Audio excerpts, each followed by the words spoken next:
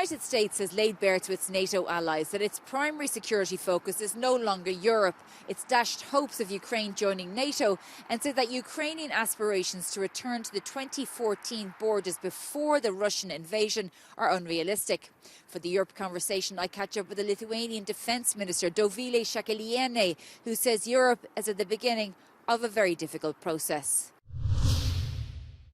Well, Minister, we now know what the Trump administration says about the fate of Ukraine on a number of issues, in particular Ukraine's membership of NATO and Ukraine's demand that it return to the borders of pre-2014. The US is saying that is unrealistic. What is your response? Well, first of all, I think that there were quite a few very significant messages that were sent today, and some of them are unpleasant, yet true, regarding financing, regarding contribution. But about what you said about Ukraine, Lithuania thinks that it's not questionable, that the borders are not questionable, that our international agreements, that international treaties that say very clearly that borders are unquestionable, hold true.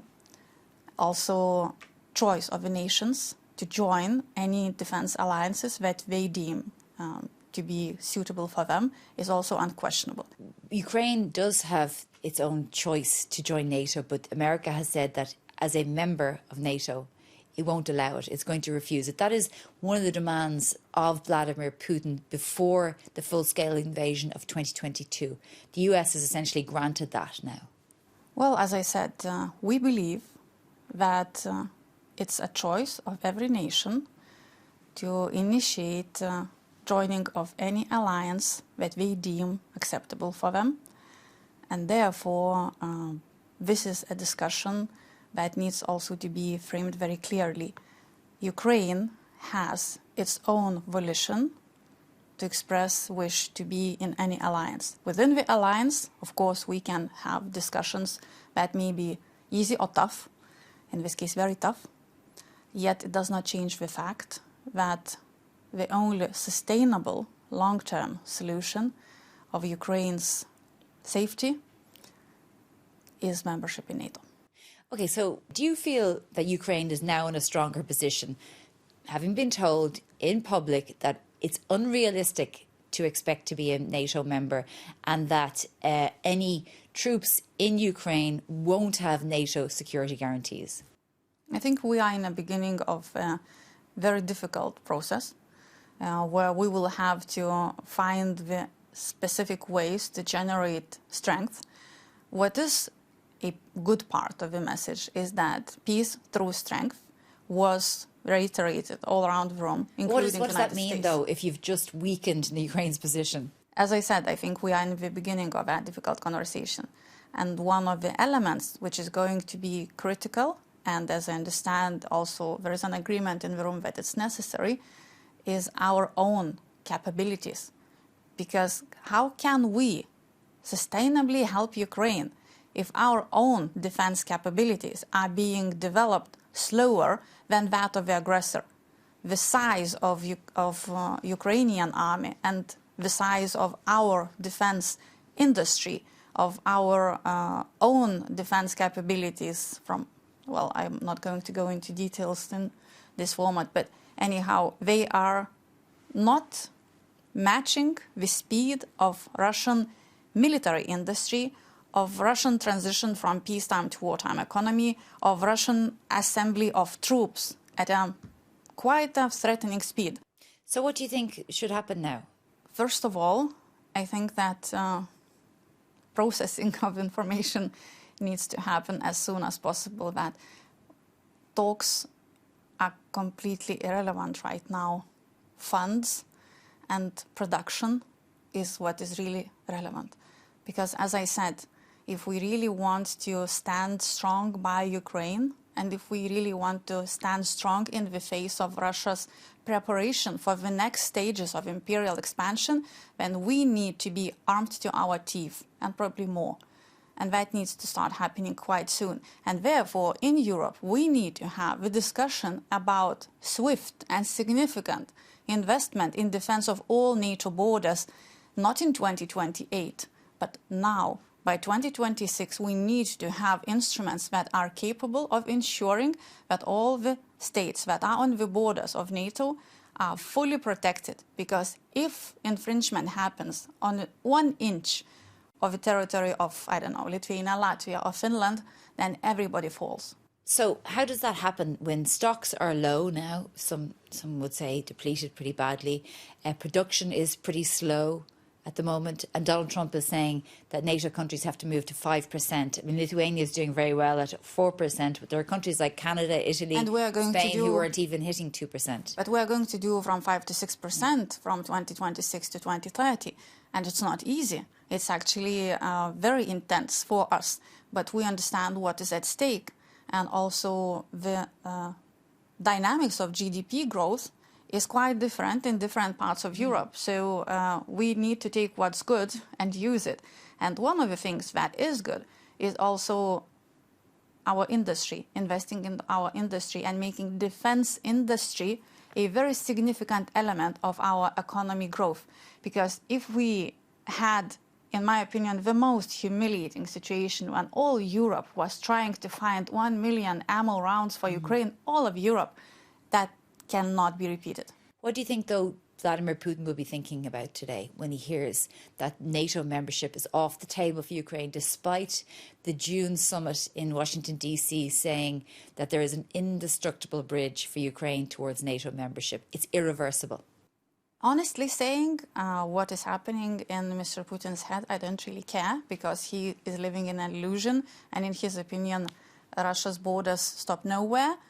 I care more about how fast we are going to transform our economies, how fast production of ammo and weapons and platforms related to our defense is going to develop in Europe, and how fast we are going to be in a position of actual strength ourselves. What was the response by defence ministers to that announcement by Pete Hegseth when he said no NATO membership for Ukraine, going back to 2014 borders is unrealistic? What was the reaction from defence ministers, including, of course, the Ukrainian defence minister? Well, since that was a closed meeting, I would not rather share details, but the general message was very clear that Europe has contributed very significantly to support Ukraine, and it is going to continue. Another message was that Europe and the United States need each other, and that Russia and China are going to coordinate, and therefore Europe and Indo-Pacific are inseparably related, and therefore we do need to think about certain team action. As I said, I think that we are opening a very difficult chapter. You think the Trump administration has made its decision and it's going to take a very hard line when it comes to Ukraine? I think it's going to depend a lot on ability of Europe to pick up the pace. What about that? Because we've heard Mark Rutte say that, you know, and Pete Hegseth said it today as well, that the ministers have to go back to their individual countries and explain to societies really what is at stake here. And potentially governments are going to have to shave off when it comes to maybe healthcare, education and other areas. I mean, where does this money come from a European perspective? What is Lithuania asking, let's say, the EU to do? When we look back at the pandemic period, we realize that in the face of existential crisis, Europe is able to think creatively, to generate funds quickly for significant investments into repair of situation which is really bad. And therefore, now if we got maybe a little additional nudge, to put it diplomatically, well, probably a kick in the back from our large partner in the NATO alliance, then maybe we will also be able to think creatively.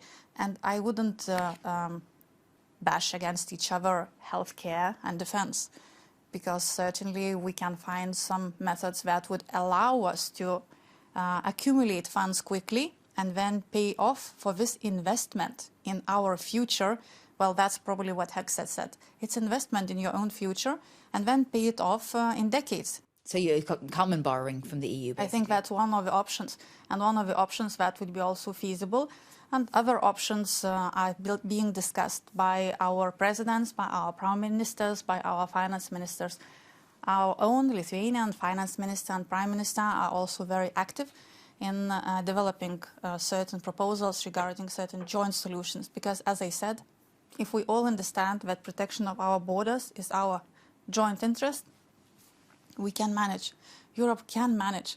And it's not about, I don't know, just shaving off, as you said, healthcare and education. It's about using your brains and doing it now. Just before I let you go, for those countries or those societies who maybe don't appreciate exactly the threat of Russia, particularly for a country like Lithuania, which in living memory has suffered from the Soviet Union, but also is geographically close to Russia, explain really what your concerns are about a belligerent Vladimir Putin, who's also been told that Ukraine won't get membership to NATO. What are your fears?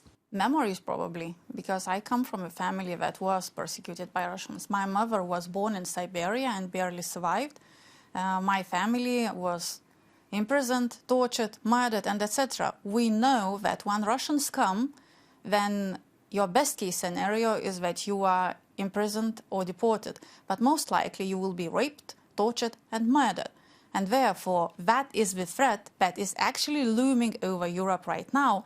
And if we understand that stopping the active front line in Ukraine means that Russia will immediately accelerate its accumulation of forces that it is gathering for the next imperial stage expansion, that means that we have a very short time period to get ready. Well, Dovile Shakeliniai, Minister for Defence for Lithuania, thank you very much for joining us on the Europe Conversation. Thank you.